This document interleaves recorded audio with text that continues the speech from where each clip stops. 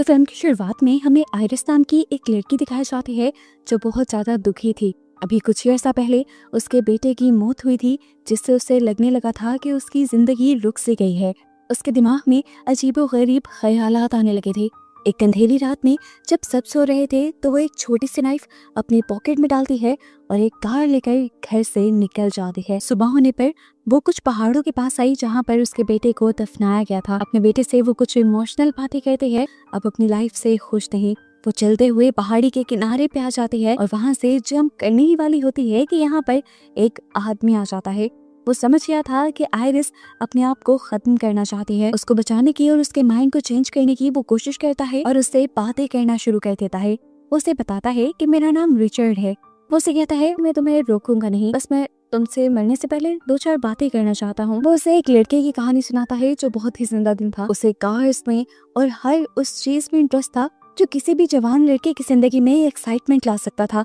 लेकिन फिर एक दिन जब वो अपनी फ्रेंड के साथ जा रहा था तो उसकी कार का एक्सीडेंट हो गया। वो तो बच गया लेकिन उसकी फ्रेंड मारी गई और इस सदमे ने उसको कई महीनों तक जकड़े रखा। लेकिन जब वो उससे वापस आया तो उसने रियलाइज किया कि उसकी फैमिली उससे बहुत प्यार करती है और उसके ठीक होने का इंतजार कर रही थी। उसे तब एहसास हुआ कि वो अपनी लाइफ को रोककर कितना गलत कर रहा था। वो आइरिस से कहता है इस कहानी का मकसद बस इतना बताना है कि कोई भी मरना नहीं चाहता, बस कुछ कमजोर लम्हे हमें यहाँ तक ले आते हैं। अब तुम चाहो तो मर सकती हो, मैं जा रहा हूँ। ये कहने के बाद वो चला गया, लेकिन उसकी बातें आइरिस पे असर कर गई थी।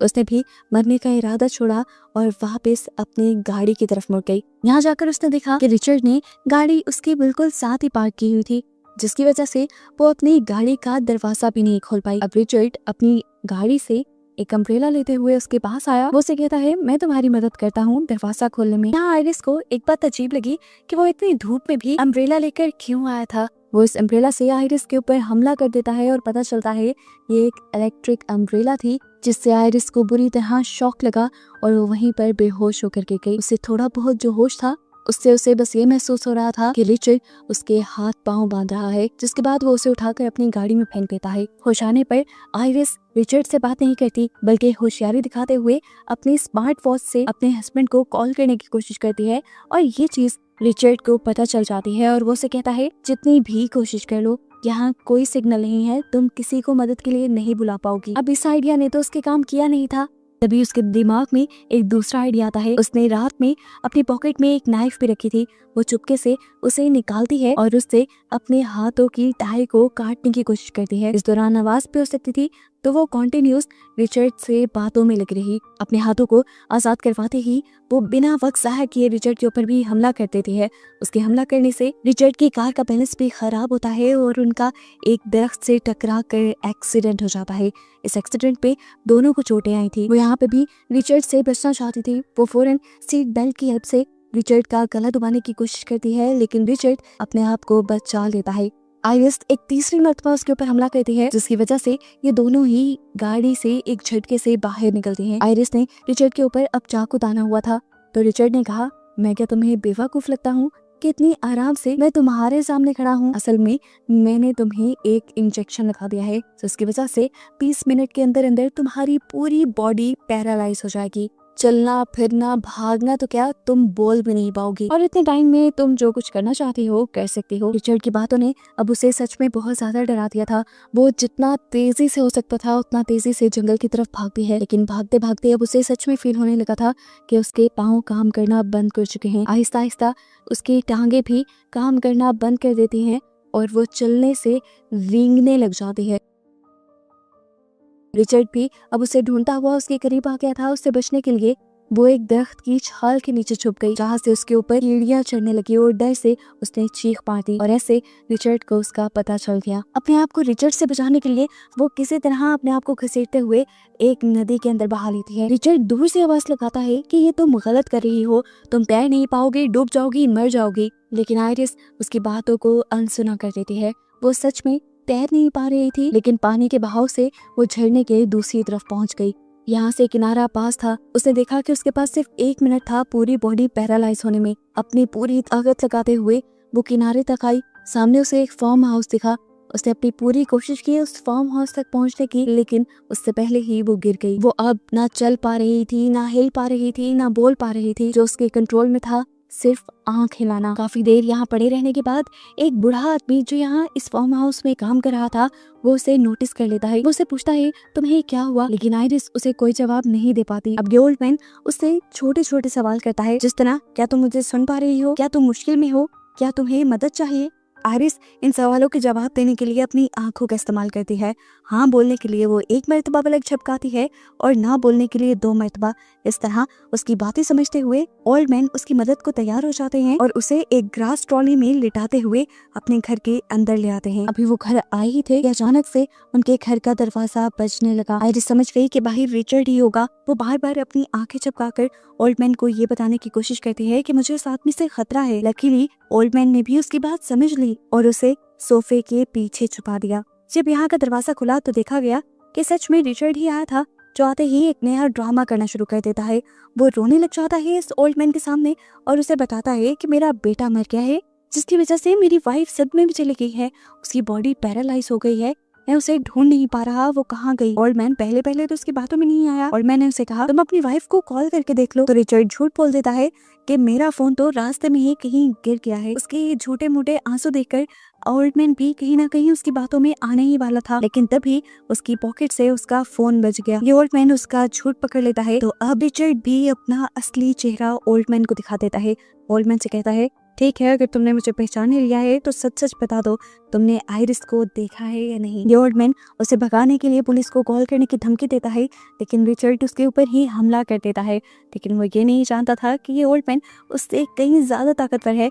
ओल्ड मैन ने उससे अच्छा मुकाबला किया और उससे खूब पीटा, यहाँ तक कि रिचर्ड की ताकत आधी रह गई। वो रिचर्ड को नीचे गिराते हुए पुलिस को कॉल करने ही वाला था, लेकिन तभी रिचर्ड के हाथ एक चाकू लग गया, जिसे उसने ओल्ड मैन की टांग के अंदर स्टैब कर दिया। दर्द से कराते हुए जैसे ही ओल्ड मैन नीचे गिरा तो रिचर्ड ने उसके पांव से वही चाकू निकालकर उसके पेट में बुरी तरह स्टैब करके घुमा दिया और दर्द से कराता ओल्ड मैन वहीं पर मर गया। आइरिस सोफे के पीछे से अपनी आंखों से ये सब देखती रह गई। जो हुआ था बहुत बुरा हुआ था। ये ओल्ड मैन उसकी वजह से मारा गया था। अब क्योंकि रिचर्ड फंस चुका था, उसने एक मर्डर कर लिया था, इन सारी चीजों को छुपाने के लिए वो केरोसिन ऑयल से भरी हुई पूरी कैन इस घर में डाल देता है और यहाँ से इस घर को चलाकर बाहर निकल जाता है। आइरिस जिंदा थी, वो जिंदा जलना नहीं चाहती थी, इसलिए उसने बहुत मुश्किल से अपनी एक उंगली हिलाई और विंडो की ग्रिल में डालकर उसे खोलने और बंद करने लग गई। बाहर से रिचर्ड ये सब नोटिस कर लेता है। वो देख लेता है कि अंदर कोई जिंदा है। जो भी था वो उसके लिए खतरा हो सकता था। जाकर उसने देखा ये तो आइरिस ही थी। रिचर्ड उसे उठाकर अब एक ट्रक में लाकर बिठा देता है। ये ट्रक उस ओल्ड मैन का ही था। अपनी कार्स तो ये लोग काफी दूर छोड़ाए थे, तो यहाँ से जाने के लिए ये लोग ट्रक का ही इस्तेमाल कर रहे थे। आइरिस खामोश थी, बोल नहीं सकती थी, लेकिन वो सुन सकती थी। रिचर्ड को उसकी बेटी की कॉल आती है जो उसे बताते हैं डैड मैं आपको बहुत ज्यादा मिस कर रही हूँ, इसीलिए मैं और मॉम आपके पास आने वाले हैं। रिचर्ड उनसे कहता है नहीं, अभी मेरा काम खत्म नहीं हुआ, अभी तुम लोग मेरे पास नहीं आ सकते। लेकिन अब उसकी बेटी बहुत ज्यादा जिद कर रही थी। वो उसकी बात नहीं मानते और उसे बता देते हैं कि हम तो कर आने वाले हैं। इस चीज से रिचर्ड बहुत ही ज्यादा टेंशन में आ जाता है। इसी टेंशन में उसका एक्सीडेंट भी होते होते रहता है और इससे भी ज्यादा बुरा काम उसके साथ ये होता है कि उसकी गाड़ी में फ्यूल खत्म हो जाता है। फ्यूल डलवाने के लिए वो फ्यूल स्टेशन के पास आता है और आइरिस को एक कैप पहना देता है ताकि सब लोग उसके एक्सप्रेशंस ना देख पाएं। यहाँ पर आइरिस अपने हाथों का पूरा जोर लगा देती है सीट बेल्ट को खोलने में, लेकिन बॉडी के पैरालाइज होने की वजह से उसके हाथ जितने हिल भी पा रहे थे वो भी बहुत बड़ी बात थी। यहीं पर वो एक लड़के को देखती है जिसकी उम्र लगभग उसके बेटे जितनी थी। इसे देखकर वो और भी ज्यादा इमोशनल हो गई। ये बच्चा भी उसे देखकर पहचान लेता है कि शायद वो किसी मुसीबत में है। इससे पहले कि वो आइरिस से कुछ पूछ पाता, उस बच्चे की मॉम उसे आकर यहाँ से ले जाते हैं। ये औरत पहचान की थी कि यहाँ पर आइरिस के साथ कुछ तो गड़बड़ है, इसीलिए उसने पीछे से पुलिस को भी कॉल कर दी और इस गाड़ी का नंबर भी उन्हें बता दिया। वो अब कार को ड्राइव करते हुए वहीं पर लेकर आया था जहाँ पर उसने अपनी कार को पार्क किया हुआ था। वो इस कार को वापस अपने घर की तरफ लेकर जाना चाहता था, लेकिन इससे पहले कि ऐसा करता, यहाँ पर पुलिस ऑफिसर आकर उसकी गाड़ी को रोक लेता है और उसे बताता है कि उसकी गाड़ी के बारे में एक कंप्लेन आई है। रिचर्ड बड़ी कॉन्फिडेंस से उसे कहता है नहीं, आपको कोई गलत फहमी हुई है, यहाँ पे सब नॉर्मल है, मैं बस अपनी वाइफ के साथ ट्रिप पर आया हूँ। तो ऑफिसर कहता है ठीक है, क्या मैं आपकी वाइफ से बात कर सकता हूँ। आइरिस की शक्ल देखकर बच्चा भी कह सकता था कि उसके साथ कोई गड़बड़ थी। रिचर्ड ऑफिसर से कहता है कि वो बस ड्रंक है, इसीलिए वो ऐसी हरकतें कर रही है। इनकी बातों के दौरान किसी तरह आयरिस भी विंडो को नीचे करने में कामयाब हो जाती है। ऑफिसर ये देखते हुए उसके पास जाते हैं तो वो अपनी पूरी बॉडी का जोर सिर्फ हल्की आवाज में ये कहने में लगा देती है कि हेल्प मी, और यहाँ पर सारी कहानी पलट जाती है। पुलिस ऑफिसर को वो इंजेक्शन भी उस ट्रक पे मिल जाता है जिससे रिचर्ड आयरिस को पैरालाइज कर रहा था, और ऐसे उसे समझ आ जाती है कि रिचर्ड ने आयरिस को किडनैप किया हुआ था। इससे पहले कि वो उसे रेस्क्यू कर लेता, रिचर्ड को भी समझ आ गया कि गेम सारी पलटने वाली है। इसलिए अपने आप को सेफ रखने के लिए उसने उसी ओल्ड मैन की तरह इस पुलिस वाले को भी मारना बेहतर समझा और एक बड़ी सी लोहे की चीज के जरिए उसके सर के ऊपर वार कर दिया। सिर्फ एक ही हिट ने इस ऑफिसर का सारा काम तमाम कर दिया, वो मर गया। जिसके बाद उसने ऑफिसर को उठाकर उसकी कार में डाला और ये कार जला दी और पहले की तरह ही सारे सबूत मिटा दिए। अब आयरिस बिल्कुल हेल्पलेस हो चुकी थी, मदद की सारी उम्मीदें उसने छोड़ दी थी। जो भी करना था अब उसे खुद करना था। पैरालाइजिंग का इफेक्ट भी अब उसकी बॉडी से कम होता जा रहा था। उसके अंदर बोलने की भी ताकत आ गई थी, इसीलिए वो रिचर्ड से बातें करना शुरू करती है। वो जानबूझकर उसे इमोशनल करने की कोशिश कर रही थी क्योंकि वो जान गई थी कि रिचर्ड की एक बेटी भी है। लेकिन जो इंसान किसी को मार दे, किसी को किडनैप कर सकता हो, वो कैसे इमोशनल हो सकता है। जब रिचर्ड उसकी इमोशनल बातों में नहीं आया तो आयरिस ने वो इंजेक्शन उठा लिया। उसे इंजेक्शन अपने आप को बचाने के लिए रिचर्ड की टांग में स्टैब तो किया, लेकिन वो इस इंजेक्शन को उसकी टांग में इंजेक्ट नहीं कर पाई। मेडिसिन रिचर्ड के अंदर गई नहीं और रिचर्ड हंसने लगा और उसने आयरिस से कहा, बेचारी कितनी कमजोर हो ना तुम, मेरा कुछ नहीं बिगाड़ सकती। अच्छा, मैंने प्लान चेंज किया है, पहले मैं तुम्हें अपने घर लेकर जाकर मारने वाला था, लेकिन वहाँ तो मेरी फैमिली आ रही है। अब मैंने सोचा है कि मैं तुम्हें नदी में लेकर जाकर मारूंगा। वो बताता है कि पहले मैं तुम्हें बहुत टॉर्चर करना चाहता था, मुझे मजा आता तुम्हें ऐसा करने में, लेकिन अब मेरी फैमिली ने मेरा सारा प्लान बिगाड़ दिया है। वो उसे लेकर नदी के किनारे आ जाता है और उसे घसीटते हुए एक बोट में बिठा देता है। आयरिस आधे जिस्म की ताकत के साथ वहीं पे बैठी हुई थी। वो अपने आप को बचाने के लिए अभी भी कुछ ना कुछ सोच ही रही थी कि तभी उसे रिचर्ड की बैग में एक चाकू नजर आता है और उसके दिमाग में एक नया आइडिया आ जाता है। वो यहाँ रिचर्ड के सामने रोने का ड्रामा करती है और रिचर्ड से कहती है कि मेरी पेन की पॉकेट में मेरे बेटे की फोटो है, मैं उसे आखिरी मर्तबा देखना चाहती हूँ मरने से पहले, क्या तुम मेरी पॉकेट से वो पिक्चर निकाल दोगे? रिचर्ड हंसा, लेकिन वो उसकी ये बात मानने को तैयार हो गया। उसके करीब आया और जैसे ही वो नीचे झुका तो आयरिस ने बिना बख्साया किए उसकी पीछे से चाकू बाहर निकालकर उसकी गर्दन से नीचे की तरफ से मुंह के अंदर स्टैब कर दिया। दर्द से वो पागल होने लगा। आयरिस को मारने के लिए उसने अपनी गन निकाली, लेकिन आयरिस ने उसकी गन ही छीन ली और उसे को शूट कर दिया, जिसकी वजह से वो पानी के अंदर गिर गया।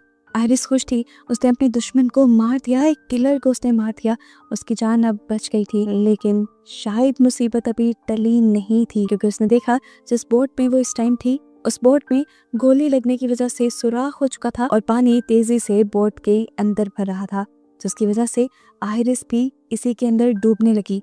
वो हिल नहीं सकती थी, कुछ कर नहीं सकती थी, क्योंकि आधी बॉडी उसकी अभी तक पैरालाइज थी। लेकिन अच्छी बात ये हुई कि बॉडी के पैरालाइज होने की वजह से वो किसी मुर्दा लाश की तरह ऊपर आ गई और कुछ ही देर में उसकी बॉडी जैसे ही नॉर्मल हुई तो वो तैरते हुए किनारे तक पहुंच गई। वो हंसने लगी थी, उसे यकीन नहीं आ रहा था कि उसने अपने आप को एक साइकोपैथ किलर से बचा लिया था। वो खुश थी, यहाँ से जाने ही वाली थी कि उसने देखा कि रिचर्ड भी दूसरे किनारे से बचकर बाहर निकल आया है। वो उसे देखने के लिए उसके पास जाते हैं। वो भी जिंदा था लेकिन जख्मी था, अपनी आखिरी सांसें ले रहा था। आयरिस चाहती तो पुलिस को बुला सकती थी, लेकिन उसने अपना बदला लेना था। वो उसे वहीं पर तड़पता मरता छोड़कर यहाँ से चली आती है और मूवी यहीं पर खत्म हो जाती है।